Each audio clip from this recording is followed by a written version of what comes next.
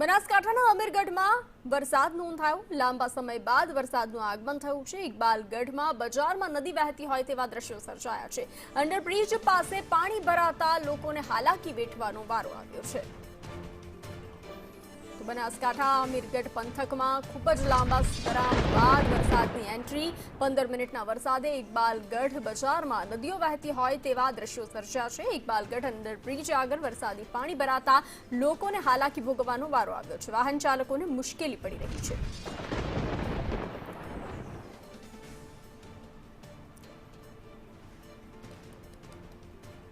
જે રીતે હવામાન ખાતાએ આગાહી આપી હતી વરસાદની, તે જ રીતે બનાસકાંઠાના અમીરગઢમાં આપ જોઈ શકો છો, ખૂબ જ લાંબા સમયના વિરામ બાદ મેઘરાજાએ જાણે બીજી ધમાકેદાર એન્ટ્રી મારી હોય તે રીતે જ ઇકબાલગઢ બજારમાં 15 મિનિટના વરસાદે જાણે નદીઓ લાવી હોય તેવા દ્રશ્યોમાં આપ જોઈ શકો છો।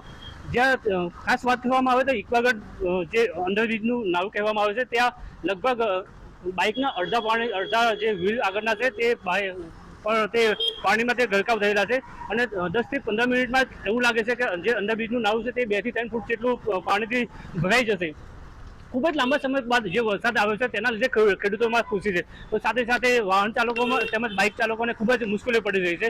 લોકોનું કહેવું એવું છે કે આ જે અંડરબ્રિજ બનાવેલો છે તે દર ચોમાસામાં માથાના દુખાવા સમાન કહેવામાં આવે છે, તો આ જે અંડરબ્રિજ થાય તેના પહેલાં જ ખાલી કરવામાં આવે કે તેમજ કોઈ બીજો રસ્તો બનાવી આપવામાં આવે તેવી લોકોની માંગ છે। અશોક ખનાવસિયા, સંદેશ ન્યૂઝ ચેનલ, અમીરગઢ।